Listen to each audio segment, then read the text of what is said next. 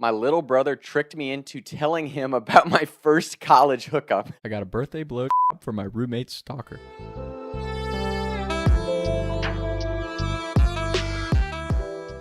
Freshman year of college, on my birthday, I hooked up with this chick.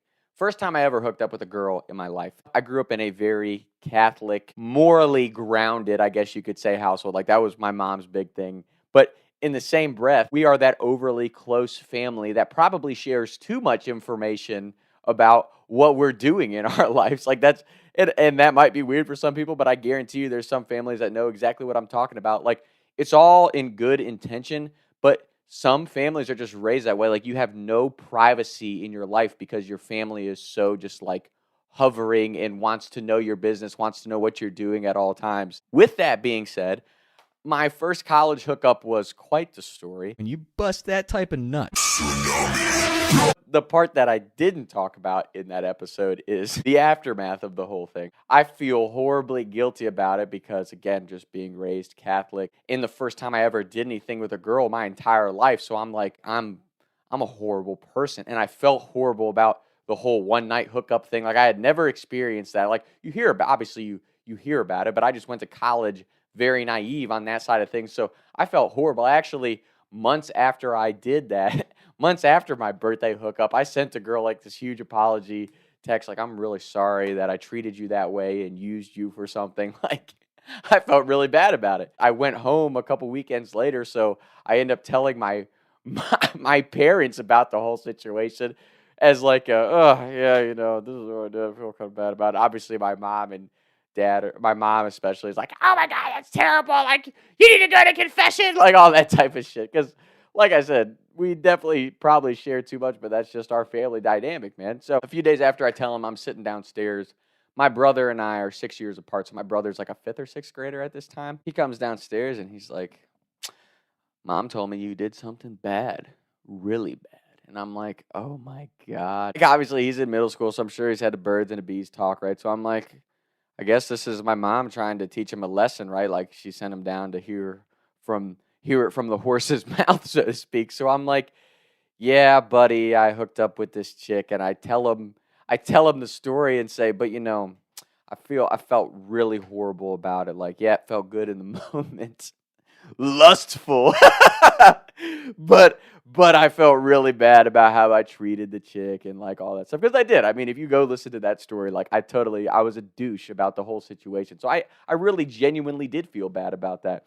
But I'm telling my freaking brother my first BJ story because I'm thinking this is my mom trying to like teach him a lesson. Totally went over my head that my brother's the youngest. He's a little shit. He always like would listen and monitor what was going on in the household during my sister's high school career, my high school college career. Like, and I think everyone who has siblings knows the youngest is always the little shit of the family because he watches the other siblings go through their wild phases of life and they probably get a little overexposed. Like, they're a little bit ahead of the curve for their age, like all that type of shit.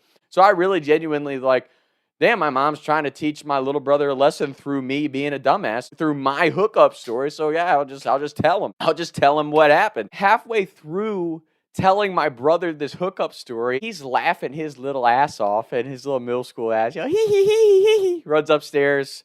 I go back to playing video games, just chilling at home. And then all of a sudden, my mom comes flying downstairs. What the hell did you tell your little brother? I'm like, whoa, time out.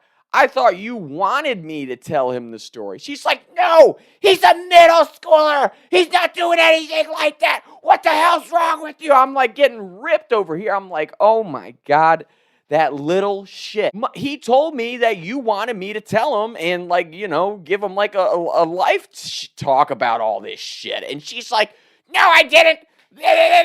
My brother had overheard my mom and dad discussing the shit that I did. Like, obviously I can have a real conversation with like my sister who's in high school at the time. So like me and my sister laughed about it. My mom mortified about it. So she's talking to my dad about the whole thing. My brother gets wind, like he doesn't know what they're talking about, but he knows Thomas did something bad. Literally just baits me into telling the story. And then I get ripped not only for what I did, right? But then I get ripped for telling my little brother what I did. So I was like, you got to be freaking kidding me, man. But I think no parents will ever admit this until you're older. But like, I've learned over the years as the oldest, you're just the experiment child, and it is what it is. You're the first one to go through every stage of life that they have to parent. So, speaking from experience, man, like it is what it is, and you got to just embrace it, roll with it. Don't take things that they say to you too personal. Let it roll off your shoulders. And I know that's hard to do because they're your parents and you care about their opinion, obviously. But it's just one of those things. Like you have to live and learn as an individual. You can, even with your family, you cannot let the opinions of other people define who you are and who you want to be and what you think of yourself. That is so important in life. And I can't emphasize this enough because honestly, I really just started to learn this after I graduated from college. People are going to have an opinion of you, even if you were a saint on earth, the second coming of Christ yourself, and you did everything perfectly by the book. There might be some people that have a really tainted, terrible opinion of you because that's just the way the world works. So even with the people that you love, don't let their opinion affect the dreams that you're chasing, the passions that you have in life. And I'm not saying like, go be an absolute fucking animal and do whatever the hell you want. No, I'm saying regardless of the opinions of other people, even if it's somebody that you love and admire and their word means a lot to you, if they say something that you just don't agree with or it goes against that gut feeling you have, then let it roll off your shoulders and keep moving forward on the path that you're chasing. Because even to this day, like I'll post a podcast or something and my parents will bitch at me and be super judgmental about the shit that I'm doing. And it's just like, I'm not asking for your validation. You're more than welcome to love and support Talks with Tom. If you don't, that's fine. It's not that I don't love you. It's not that I don't care about you. It's not that I don't value your opinion as my mom and dad.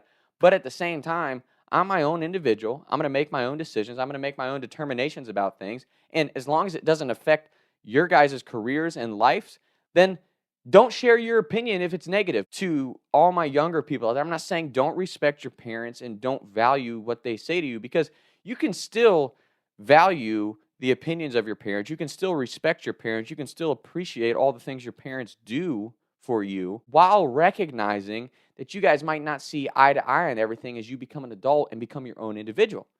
That's not disrespect. That's just a difference. You should be a little different than your parents because if you think about it from a growth and development standpoint, your parents, like every human has their flaws. So your parents are going to have flaws and maybe some dysfunctional things in their life that you might not want in your life.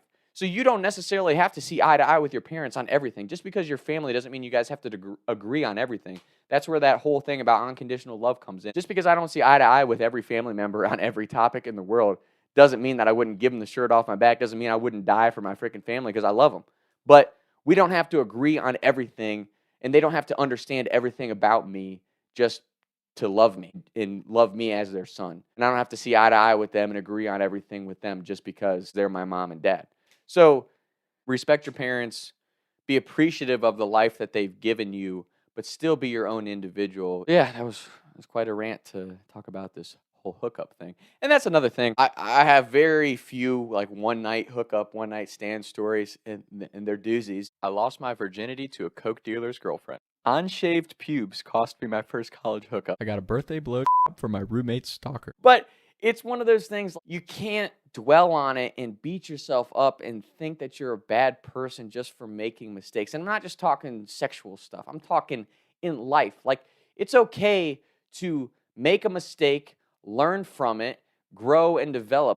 You have to kind of get your battle scars in life. Like, you have to go through some shit. You got to go through the mud to get to that place that you want to be. It's just part of life. And it doesn't matter what career path or what life you're trying to live. Once you make that decision to go get something and you're on that path, yeah, you're going to go through some fucking shit. It's called the grind. You're going to go through some stuff that might be embarrassing. You might make some mistakes. That's just growing and developing as a human. As human beings, we are constantly growing and developing into who we're meant to be. And I think everybody, whether they want to admit it or not, everybody has that internal compass, is what I'm going to call it, that moral guide in their own brain. Everybody in their heart of hearts, whether they want to admit it or not, and I'm speaking from experience, you know right from wrong. When you treat people poorly or you do something that goes against your moral compass, when you know you're doing things wrong, you feel it. When you're doing things that you know aren't helping you, when you're trying to get somewhere, you beat yourself up over every little thing. And it's okay to recognize, like, okay, I'm flawed as a human, I'm working on it. But remember that you have to kind of go through your mistakes and develop your flaws from bad habits to good habits, whatever it is that you're struggling with or not doing right that you know is holding you back from getting to where you want to be. Like, just try to get better one day at a time. Recognize the things in your life that you might not be doing well. And yeah, you might make mistakes, but at least you're conscious of the fact that you're trying to get better. It's not an overnight process, it's not an overnight change. Nothing in life that's worth having comes easily. And I think that's a huge problem with our society is pursuit of instant gratification. It's impossible to attain everything you want in life right when you want it on your schedule the way that you want it to go. So just remember that. That's why I think it's important to find what you're passionate about and find your desires. Makes you feel alive and excited to like get up in the morning, because if you can find that stuff, then you can develop habits and a healthy lifestyle that can get you to that stuff. Instead of just like, man, I really want to be a fucking millionaire.